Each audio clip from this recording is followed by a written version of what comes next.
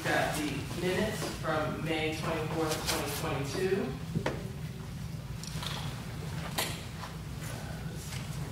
Very quickly. Any questions regarding the meeting minutes? We have the Clayton County Elections Agreement for our Homestead exemption that will, we are scheduling to go on to the ballot for this November. City Manager, Mr. Baker, if you would like to go ahead and give us a brief description of the information.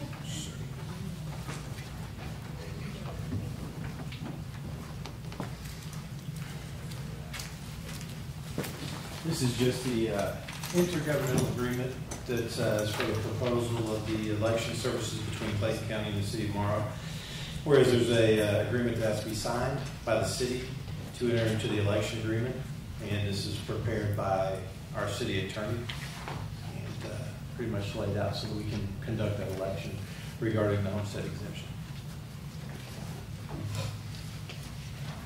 Questions, Councilwoman Tran? Yes.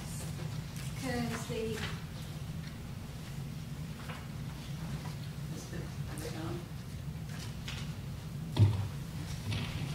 the package missing the Exhibit B because the contract say the cost of the service is the city will pay the county the scheduled cost in the Exhibit B plus 10% of administration costs.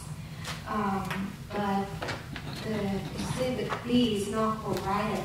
So in other words, with that package, it's not a, it's showing a blank page with no fee. So for us to look at this, I don't know if we could consider it's a contract, as we don't know what is the financial cost when you go with the service to agree. And that would also eliminate the city option. Whether if we know the estimated the cost, I know 10% would add, because the fees are not listed, not showing. So we don't know what is that going to be charged, and then 10% on top of that. So it eliminate the city option for whether we go with the county or we do it in-house. We hire the people, we hire the machine, would it be more efficient? So, but without understanding of what the cost would be, we just off our city option. And I also heard that the invoice will be provided to us after all. But what is the purpose of having a contract when you don't know exactly what you're going to pay for, or at least have the idea of the range of the cost, the minimal and the capital? Some of the answers to your question. I think Mr. Baker has a little bit more insight. If there's a question about how it has historically been done, you've got one or two options for the election. Either the city will do it, or you have the county to do it. The county is in the business of holding elections, and the city has not been. So with regard to Exhibit B, my understanding is that it is the invoice. This past election, receiving invoices in the past, the election from last November, this is a standard general election that the county probably has a good handle on creating an efficiency. We don't have the machines, the county has the machines, they provide the staff, all of the details are in the agreement. But Mr. Baker, if you would not mind speaking a little bit more to the Certainly, and that's the two options we have with the county, or do it ourselves, which we are not really been in that business in the past, which would be, as Councilwoman Tran mentioned, we'd have to get the machines, we'd have to staff the election, and it's would be much easier and much more, I think, along the lines of integrity-wise to have the county do that as they've done in the past. It's typically not a large fee the county does, and they charge, it's the standard fee they charge to every city. And it's never been exorbitant in the past. So the reality is it comes down to a vote. So working with the county, you can vote yes or you can vote no. But additional questions with regard to historical costs and how it's been done in the past. For this evening, we are speaking on the upcoming election, which is in November, and the ability for the county to do it, which they've done a great job with our prior elections that have been held here. So when it comes time to vote, certainly that's your opportunity to kind of put a pin in it. But let's move on to the lease extension with HCC Iris Water Tower, one-time Mayor payment. Pro Tem, I'm still having my concern. Okay. Okay, so with approving the plant costs, we don't know whether we can negotiate with the county, how the county going to charge us. And is the county going to charge us by the number of the voters, plus how many machines that they're going to use for our election, or are they going to hold the election for the entire county and prorate it by the population? Those are the information that we are uncertain. As we are not finalized that, when it comes to the binding contract, what is written in the contract is the legal document. The rest of that, we can say we based on historical or so, but why would you bring ourselves into hectic circumstance? And also, we're talking about the election. We city have a diversity community, so it might be a good time for us to seek out for the bilingual ballot. It will help the community be able to have more accessible and get more involved. So could the manager, could you check on that? I guess I'm confused on what your question is. The county has conducted the elections here previously and we provide if we need interpreters, they have a set scale of how they do everything. They have the voters, they have the poll watchers and everything else. This is just an agreement in case there is a special election, special runoff that we have to do. It's a typical general election type agreement that we have with them. So I'm not talking about this election. I'm not saying prepare for the upcoming, because this is a short period of time. We don't have enough time to suffer all of that. But what I'm saying is like with NAP have bilingual ballot. It encourages, it gives the voter more accessible. And so you're referring to the future? Yes. Not for this one. Okay. While we're talking about election and voting, okay. I would say, could you check on that? Sure. Yeah, I can look at it. I think that's pretty much a state decision and not a city or municipal or county decision, but I can certainly ask Lauren and we can look at that. And again, so for the purpose of everyone being clear, we're discussing this agreement for the Homestead during the general election this year. Correct. Place that on the agenda. Yes, so that's what this agreement is for, because we're also notifying the county to put our issue on the ballot as well. So future conversations, point noted, and let's move on. Lease extension with HEC Iris Water Tower, one-time payment, $10,000, Mr. Baker. It's actually not the water tower, it's a cell tower. So this was an agreement that was entered into on February 8th of 2011. It has been extended since that time, and they are requesting another extension through the February 20 of 2086. They're offering the city a one-time payment of $10,000 on top of their monthly fees, which are currently $1,865 with a 2% increase every February in perpetuity as long as they have the the agreement. I would suggest that we ratify this and approve it. But it's an extension of the existing contract. Thank you. Any questions? All right, let's move on to Iwork, Code Enforcement and License Software, $13,500 a year. And that's just the exception, the inception rather, total is $13,500.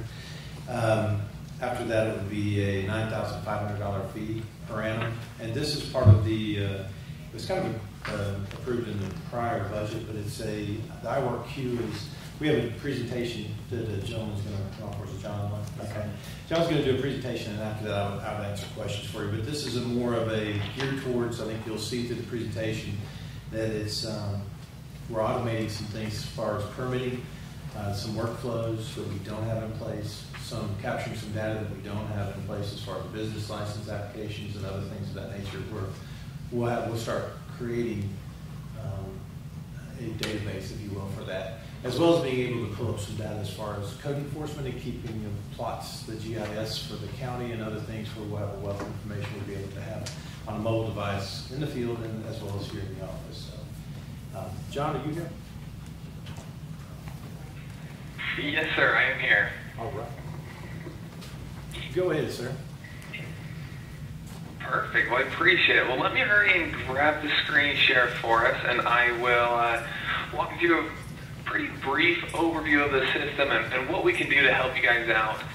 So what I'm going to do is I'm going to give you a little bit of an introduction into Iwork real quick, and then we'll walk you through an overview of what the system can do, can help you out, make your day-to-day processes a little bit easier when it comes to managing your permitting, your code enforcement, and your licensing. So I'll go ahead and jump right in. Before I do, can you guys actually see my screen? It says Iwork up here on the top left-hand side. We can. Okay, perfect. So a little company background. We've been in business since 2001.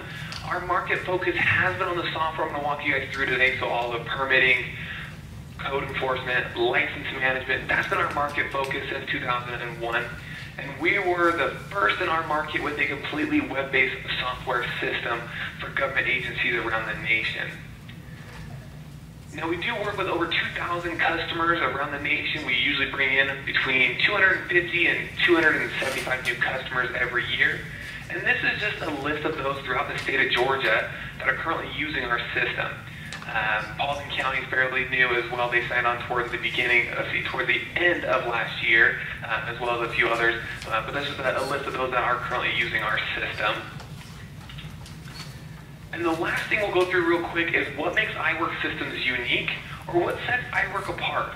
Since we are completely web-based, you'll be able to access our software from anywhere. Whether you're working from home, you're working from the field, and you will be able to utilize any of those mobile devices that have access to the internet. You will also be able to utilize Iwork. We are coded in HTML5, meaning it fits to the screen that you're working with. The software itself is highly configurable, so we'll configure the software to meet your needs, so you will add in your requirements into the system. So as I walk you guys through the software today, take that into consideration. What I'm showing you is what we've configured for our demonstration purposes. Now, included with Iwork, you have unlimited users, unlimited training for all of your users, and unlimited support. And again, that's ongoing down the road. Let's say 5 or 6 years down the road, you have new staff members you want to create as users. Perfect. Give us a call. We'll create them as users for you. We will train all those new users. Again, no additional cost to that. But let's go ahead, real quick, let's just jump right into Iwork here. So I went to iwork.net. I've logged in, so it has all my user rights, all my preferences. It's all tied back to me as a user. We're looking at our bulletin board, so this is our way of communicating with our customers around the nation. We have quick links here. We have our dashboard down the middle, so it gives you a little more information on new updates, new features, new posts that we have. We have a blog to list out a couple new items that we've come out with. A list of our new clients, so 60 of our newest clients around the nation. And then as well, when we do update the system, we list out those release notes for you as well. But let's go ahead, let's just jump right on into that permit management, kind of walk you through this process. So like I told you in the beginning, we'll configure these items for you. So as I jump in, I'm going to go ahead and click on this permit number 138, kind of as an example to walk you through it real quick. So first things first, I know we talked about GIS a little bit. The way that works is you have a couple of options. We have tied back. Included in the proposal that I sent off to Jeff and Rochelle, and I think I sent it off to a couple others as well. But included on that proposal, you have a quarterly parcel update. So we'll work with the county to get you guys a shapefile sent over every quarter, and we'll update that information in the system. And we also have included in the proposal is a GIS REST services using Esri. So we'll be able to pull in your guys' GIS, your parcel information in. Now these fields that we're looking at here that I've highlighted, those are configurable fields. This is what you're tracking for your permit. And then as I scroll through this, you'll notice I have tied back to that property all the code cases that are tied back to the same property, or any additional permits. So this gives you my historical on this property. I can see any contractors tied back, any fees that are tied back to this permit, payments, any inspections that have been taken care of or need to be taken care of in the future as well, any review items. And as I keep scrolling through, I'm going to jump down to the very bottom here. We have our template letters that you guys have access to. So I'm going to go ahead and jump into this template building permit letter here. It's going to be auto-populated in with the information from the permit itself. It's going to pull in all that information. One of the newer features we came out with is the ability to click to sign on these letters. So if I simply click on the letter here, I can actually go in while I'm out in the field or in the office. I can actually sign this. So here's my signature from a computer. It's not terrible, but it's not great. But there's my signature, and then I can date and I can print this out.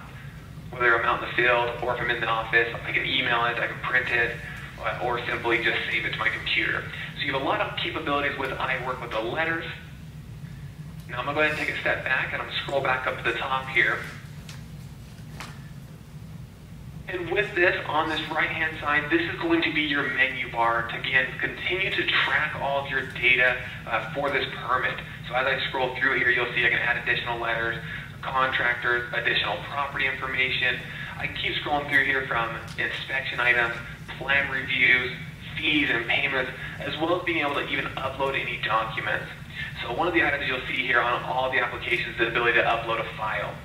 Now if I click on upload file here, it takes me to this page. It allows me to go upload a document. Now if I'm on a mobile device, and this really plays along with your code enforcement. So if I'm out in the field and I'm using, for example, I have an iPhone. I like to use iPhone as the example because I have one, and I've done this on my iPhone a couple of times. Open this page up on my iPhone. Instead of saying add files here, it says capture image. So it allows me to utilize my device's camera to take a picture, whether it's of a code enforcement case, whether it's of an inspection for your permit, whatever it might be, gives you the capability of taking that picture and uploading it directly into, for our example here, will be our permit. And then finally, up here, again, since I tied it back to that property, I can actually go into the very bottom of that map there, where it says open parcel map, and I can click on it, and I can actually geolocate myself on that property. So let me go ahead and I'll make this property a little bit bigger. But here's my property. Again, if I click on it, it's going to give me both those permits tied back to that property. Or I can just jump right into the property information itself. Again, this information is going to be the information we're going to get in from you guys, whether that's from that quarterly parcel update or through that GIS REST services through Esri. And then again, it's going to pull in all my historical data, all my code cases, all my permits that are tied back to that property. As well as on this right-hand side, we have where it says add records. I can actually use the map to go in and create a code case. I can create a license. I can create a permit. I can create those all directly from the map itself. And then I'll go ahead and take a step back. And if there's any questions on this, please feel free to let me know. I'm happy to answer any questions with anything I've gone through so far. But I'm going to go ahead and take a step back. When it comes down to creating the permit or code cases or licenses, on each of those modules, each of those applications, you have the ability to create the permit from scratch or from a template, so it helps start your workflow to make the process a little bit easier of building your permits. So if you're out in the field, it helps you start your process, starts your workflow to make it a little bit easier for you guys throughout the day. Now, one of the items I really wanted to touch base on is the ability to run any reports, whether it is a report for council whether it's a report for end of year, revenue report, whatever it might be, you have that ability to run any report. So any data that you have in Iwork, you can run a report against. So a couple of these fields that we're looking at here, I'm going to highlight these. It says build on the right-hand side of the screen. These are all templates that you guys have access to. Now I'm going to go ahead and just scroll to the very bottom here. You can see there's a lot of templates you have access to. And right here at the very bottom, we have what's called a saved report. So these are reports that you run constantly. Like I said, if it's a monthly report for council, we can actually have that built in the system. So all you have to do is go in, let's just use, for example, I have a report needed for council. I can click on run, and it asks me for a date range. So I'm going to go back a year just to give us a lot of data to work with. And then all I have to do is click on run. So from a saved report, I was able to run that report. It pulls in all that data that I'd like to have. Again, this was run from a saved report. From there, I can export it out to an Excel. I can do a PDF. I can do a Word document, but gives you that capability of exporting that information out.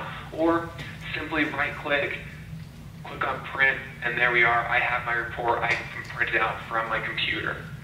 So a lot of capabilities on your end to go in and run those reports. When it comes to building your own report, whether it is from any of these templates, I'm going to go ahead and just use our general permanent report and click on build.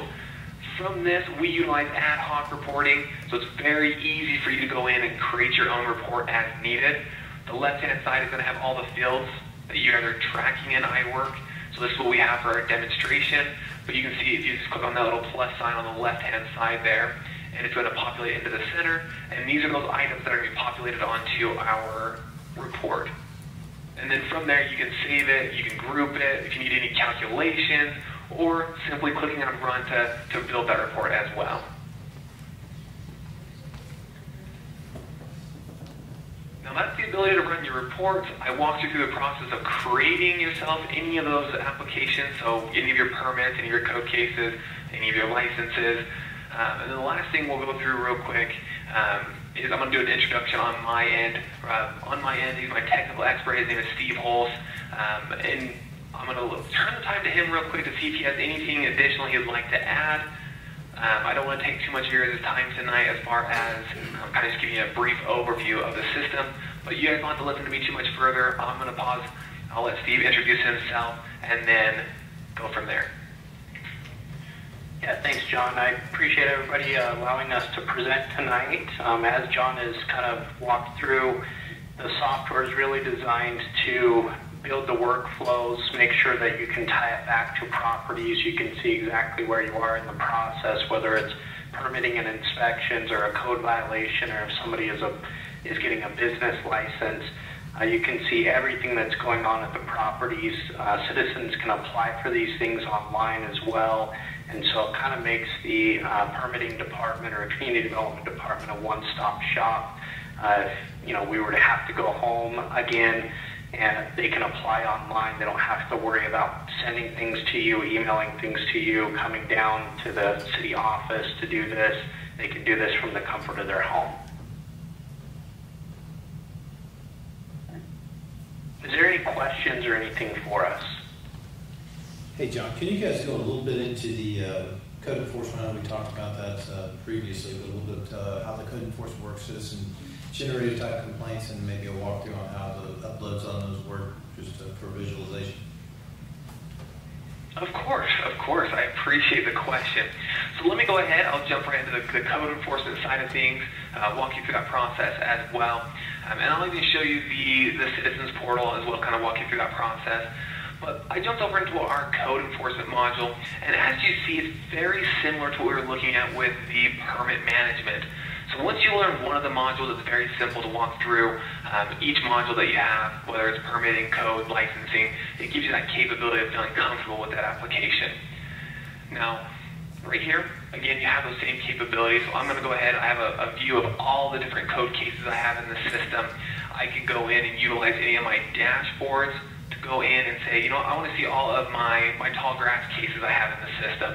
So it's just another form of filtering out to make it a little bit easier to view what you want to see, whether it is by the type of code case you have, whether it's by your employee or the code enforcement officer. It gives you that capability of building this around your employees.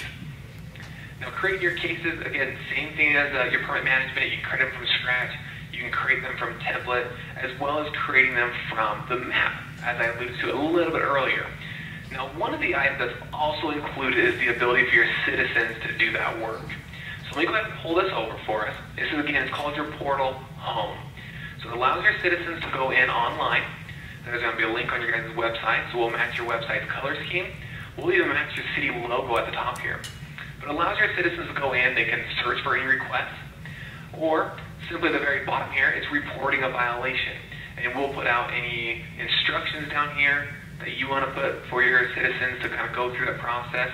But they can click on submit a code violation here, and then they can go in and drag and drop where their property is and say, okay, here's my property. I want to go in, there's my address, what the violation type is. Maybe it's an abandoned vehicle.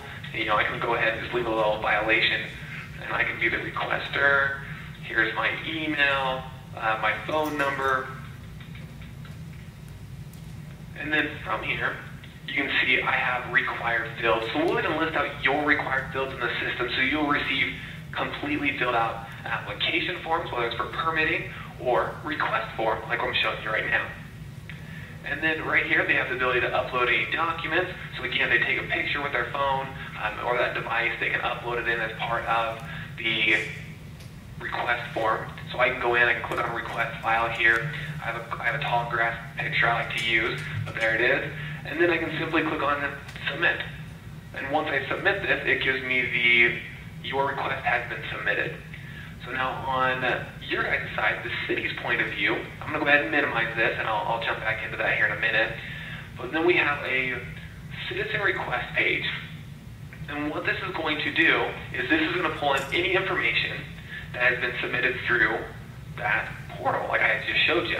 And this very top one, you'll notice that is the one that we just submitted together. It's a dead car, or the violation type is abandoned vehicle. And I can click on this. Right now, it is simply a request form. So it comes in as a request. Through the city staff, you can either export it out as, I'm sorry, let me click on those, my apologies. I can export it out to a code enforcement case, a permit. It gives you that capability of pushing it over to any of those items that need to be taken care of. But if you look at this one and say, you know what, you go out, you drive around, you see that it's not really a code enforcement case. You let the citizen know that it needs to be, it's been taken care of, whatever it might be. You don't have to create a case from it. But if it does need to be created as a code enforcement case that needs to be taken to court or a fee has been associated to it, you simply click on code enforcement here, and what that does for me is it creates a code enforcement case for me. And it auto-populates in that information for me. So it shows me the complainant, the description, the complaint type, and then from there it gives you that capability to see the uploaded document. If I wanted to see that document on the case itself, I click on that little set picture icon, and it pulls it in for me every time now. So whenever I open up this case, it shows me the picture of that tall grass. So with the process of creating the case, just like I showed you, I haven't filled anything out yet as the city employee. I can go in this right-hand side and click on apply a template and go through that process of tall grass here. Click on apply.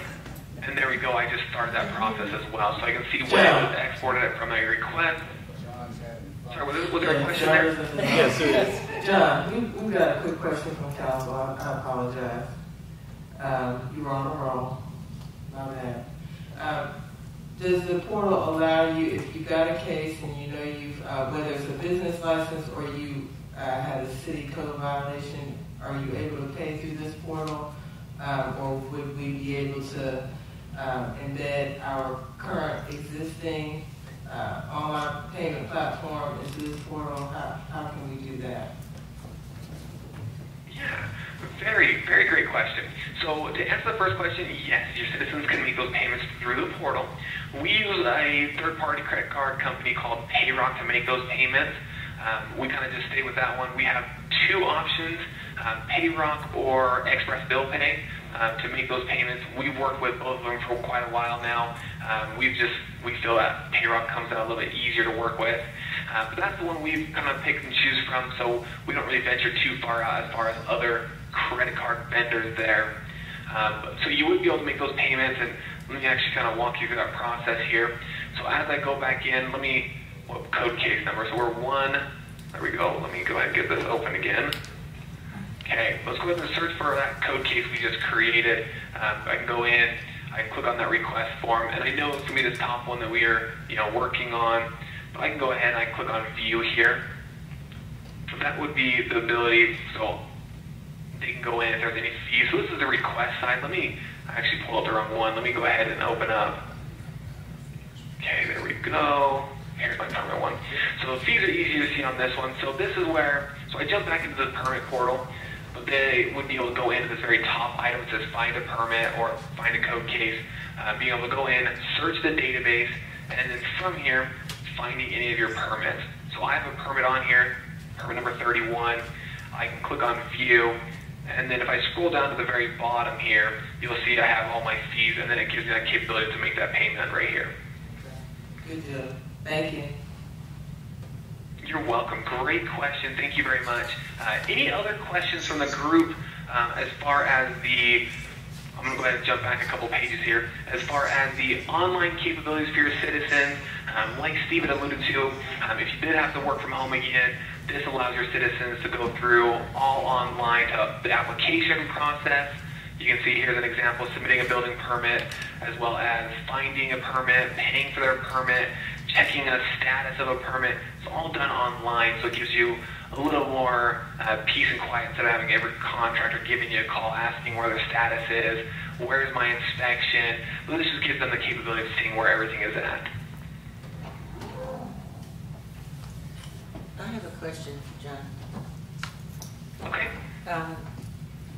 During, I think it was the code enforcement segment, when you said that a citizen can report a problem or something like that, they see,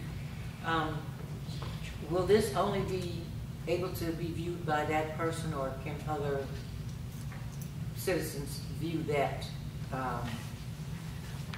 entry that someone is doing? Great question.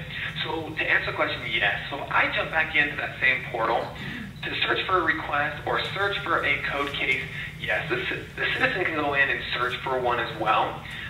We will put in a few different items to kind of help with that process. So for example, to find a permit or find a code case, if I click on search the database, you guys get to pick what information the citizens can search by.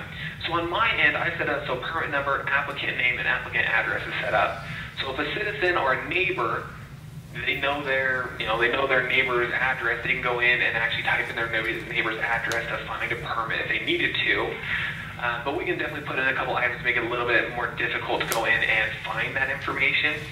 So if we need to take some of this information out, we have that capability. So if I jump into, let me jump back a few pages here. I'm going to jump back into that permit management real quick. We have what's called our portal setup page. So this is where you guys get to pick what information the citizens can view while they're on the portal. So for example, this left-hand side, you can see the main view, what items are checked on is what the citizens can see. When they get to the detailed view, what items can be seen, what they can search by. So you can go in and make it only the ability to search by permit number, because typically only the person who puts in that request knows their permit number. So there's ways to work around that to make it a little bit easier and a little more user-friendly for the citizens as well. So it's definitely up to you guys on how you want that to be set up. If you want more information so that all citizens can find it, it's definitely up to you guys on how you want that process to be done. Now, I'm going to ask you a question as well.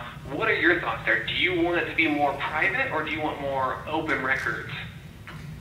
Well, if I'm going to report a code violation on someone, will they know that it's me?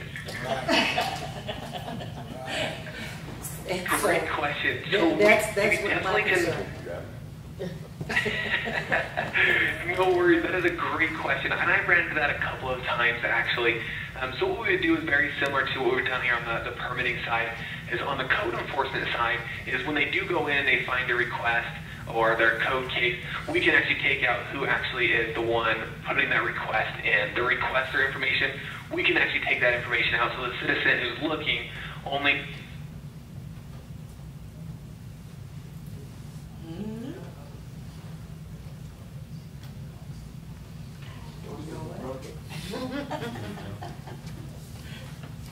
You there, John?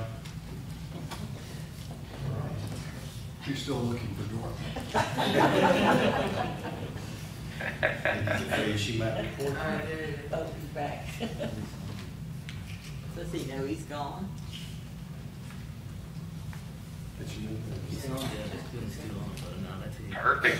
Well, you guys, those are great questions. Any other questions I can help you guys out with today? I know, I definitely don't want to take too much time from you guys. I went through a pretty quick overview of the software. Any other questions or any other features you guys would like me to take a look at and walk you guys through? I do have another question. For a citizen, and I don't know if it would be through code enforcement, or would there be a link to the police department? If someone is viewing something that is actually a crime, is there a way that that person can also report something, a crime that is actually happening, and if they're witnessing it?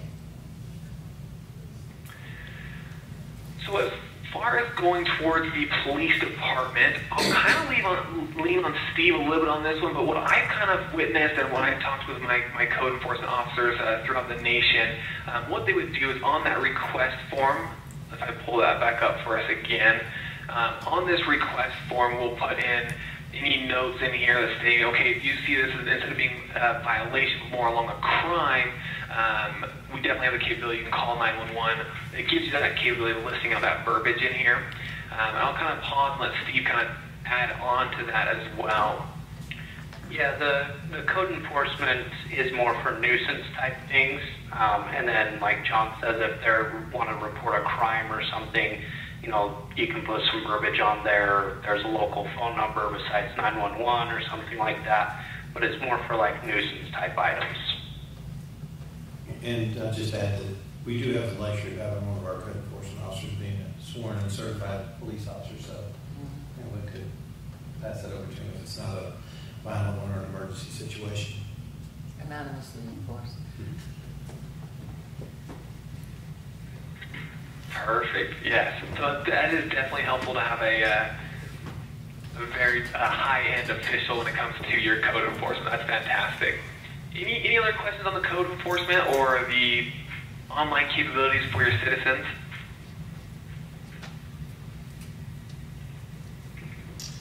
We're good, John. Okay, perfect. Well, I definitely appreciate your guys' time this evening. If there's anything else that Steve and I can do to help you guys out, answer any questions, we're always happy to answer the phone for you guys. It's been wonderful talking to you. But we'll let you guys get back to your council meeting. And if anything else comes up, please feel free to give me a call. Thank you, sir. Thank you, guys. Appreciate it. Thank you so much. And as the council and mayor may recall, this was discussed in the budget hearings, and it was placed in IT's budget under the SPLOST 2014 expenditures under equipment service contracts, account 100-1535-522225. So the spending is in the approved budget with the line item. It was placed in the budget. If you all approve the budget, yes, it will be in the July 1st budget. So our city budgets and policy, section 335B2, it says, determine the funding. Each department head or his or her designate is responsible for researching informal written codes and capturing those codes for a record. A minimum of 2 formal written codes is required for any purchase over 1,500. The department head can only approve a budget good or service that not exceed 5,000, except for sole source or single source procurement. Any budget in excess of 5,000 must be approved by the city manager and should be presented with a minimum of 2 formal codes and product or service detail. So the package presented to the council only 1 formal code. Do we have a second one? We do not.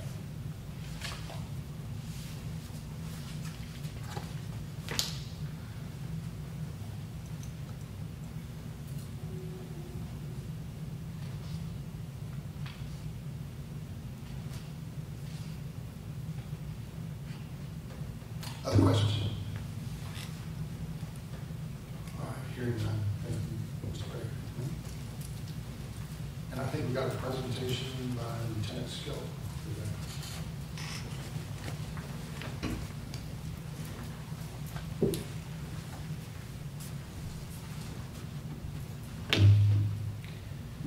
Good evening.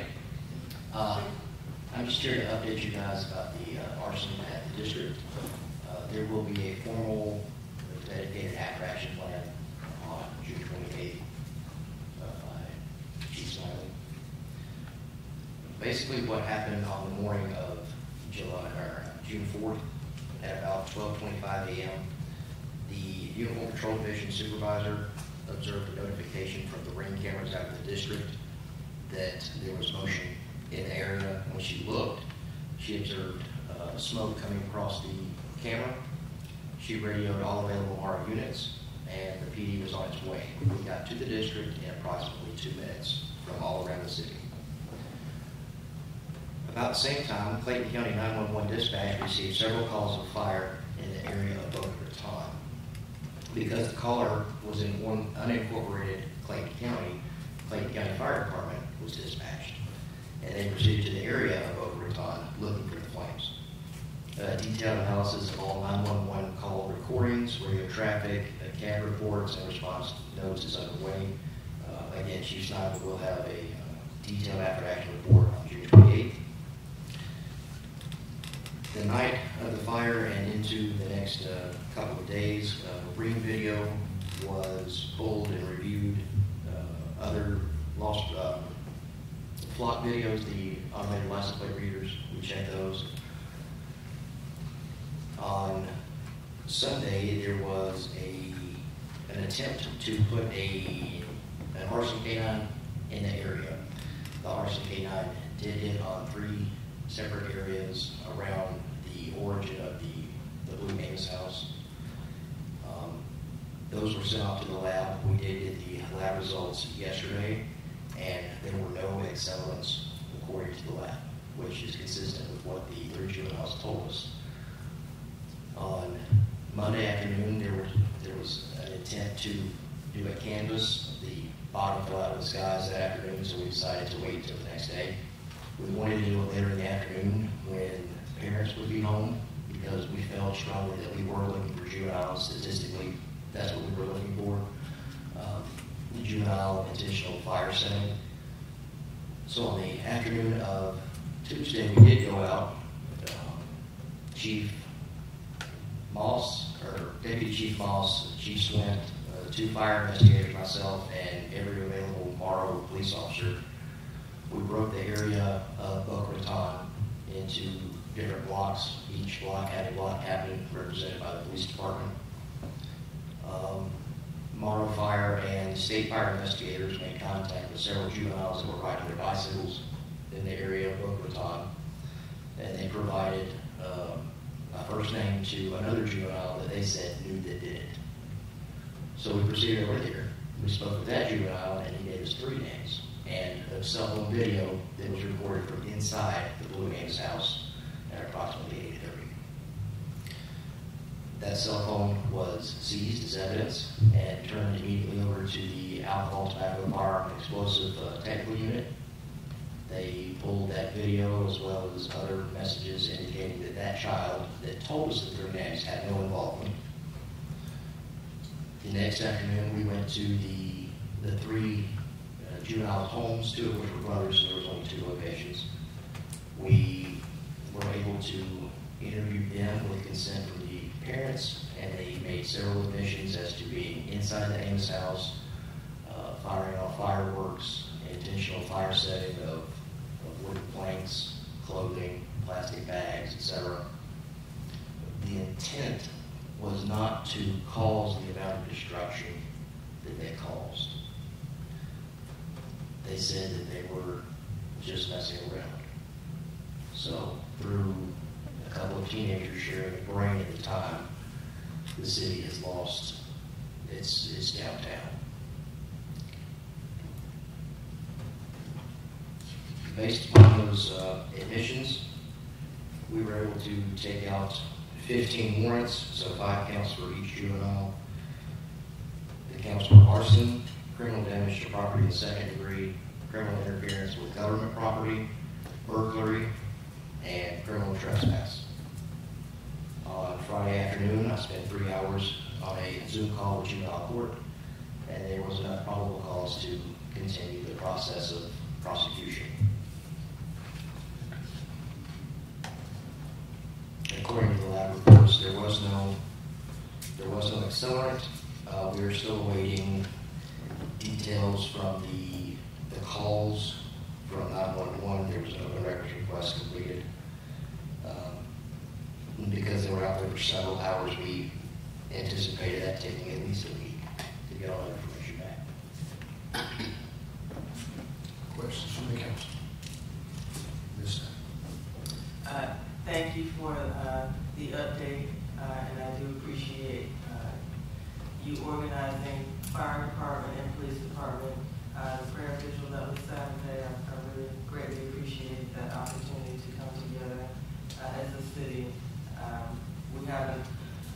We're suffering a loss, but the flip side of the coin and the front mirror status is always we're moving forward, and we're going to take the loss and we're going to move forward and build back better. So I appreciate that effort on Saturday. Really do. Thank you, ma'am. Ms. Turner? Yeah. I just want to say thank you for the staff for being proactive and get all the incident taken care and found the cause of the issue fast.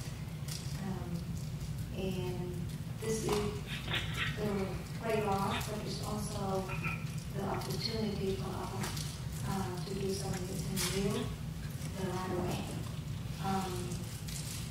Concerning about the arresting of the cost of the arson cost, what should we do to be fair?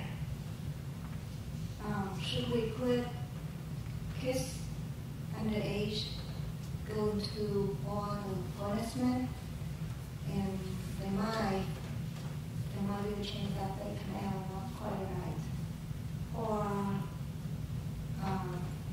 we have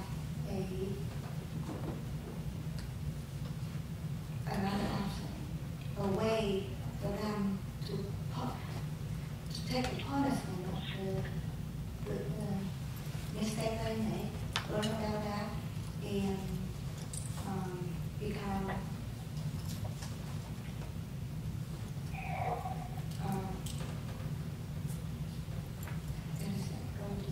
constructive. Okay. Well, ultimately, any adjudication in quote-unquote punishment that would come down would be provided by the Clayton County Juvenile Court System. We don't really have a say in that. I do know that the juvenile district attorney's office will be contacting the city management to see exactly how much in dollars was lost, and they can, at that point, they can probably ask for what they call a victim impact statement. Basically, someone on behalf of the city speaking for what this location means to us and what they believe would be the best course of action as far as punishment goes. Now, the judge can take that into consideration, or they can just set it off to the side and say, this is what's going to happen. So ultimately, it is the judge's decision. Thank you. I just want to say, first of all, that thank you to police and fire department for all that you do. It could have been worse. Oh, yes. But we have what we have, and I think the city doing some things to be more visible in that area, I think will deter hopefully any future vandalism and crime. But I just want our departments to know that council, as a council member and as a citizen, I appreciate the work that you all do. Mr. Quire, you all right? Yes, sir. Yes, sir. Yes, sir. I'd like to say thank to our police department and our fire department. Them guys worked really hard throughout the night. It could have been worse because Councilwoman 19 said. But I'd like to say thank to all of them for what they did and what they're doing. Thank you. Y'all did a good job of good old-fashioned police work. Absolutely. The pictures of the fire that night are just epic. I mean, there's just no way around that. Almost like it was in a movie. When you're just looking at it, just the photos are just crazy. But to really spend the time and the effort to go in, make sure you got your ducks in a row, be able to get the people that are responsible, and hopefully there's some impact there. Now the city resets. I don't know that we go through a great deal of effort trying to build something back from the 1800s because there is no such thing. You have real history there. Each one of those units was brought in from different locations to try to get an impact to downtown that had been there for a while. You can certainly build a building back, but if it's not truly historical, it's a little fake. And at that point, you go, done is done. We're working with the insurance company. We've got some not silk fence, but some regular fencing around each one of the properties. So as soon as that happens, we're ready for the next event, pretty much as we speak. We'll go in and we'll take the foundations down. My understanding, the structural is looking at that. That was an intense piece of fire there. The metal poles adjacent to it, pretty much were melting. So that would tell you that the brick work and some of the other things are probably going to be taken out. And from that point, you basically have a reset. Come up with some idea of how our business partners will work with us. Obviously, some of those that were in play, the amount of private capital that is going to be needed is probably going to be greater. But having had at least 2 personal conversations with 2 of those that had already had plans pretty much in place, this wasn't kind of construction mode, thank goodness, because we would have lost it all. So at that point, I think we come up with something. You should see that, at least some conceptual idea relatively soon. But in the meantime, July 2nd will be the city's 4th of July celebration. We'll be out there. We've got a good band and a few other things. And then July 3rd will be the city's first night market, which, as you know, is an international food festival, for lack of a better word. And that should be pretty big. And for those of you coming off of the Juneteenth celebration, there's a lot of work went into that. And I think the city can be proud for the accomplishments that we achieved. And we look forward to doing a couple more. So good work. I know we'll get some follow-up as all the details are available. Yes, sir. And keep you at least if we will. But good job. Thank you. And thank you, Raf, for the video. Absolutely. Thank you. Mr. Mayor, I have something to say from what you just talked about the content. So we have a great event, Juneteenth, over the weekend, and thank you to staff for putting the festival all together. And also, Juneteenth is a national official day. I am asking city manager, could you get the city attorney to draft an ordinance to have the Juneteenth to be the city official holiday? I believe it's already been handled. I'm sorry. I believe that's already been handled. The city's all for federal holidays. So if it's been handled when we have that draft, could I have them? They were all notified today that it was apparently left off of the official list. So it's a state and federal holiday. So they were notified today this afternoon. They'll be off on Monday. Oh, okay. Thanks. Yes, ma'am. Okay. Got a couple of minutes before the council meeting. You're welcome to enjoy some of this wonderful coffee. It's probably been brewing since late this afternoon. I'm kidding. And we'll start back at 7:30. Thank you.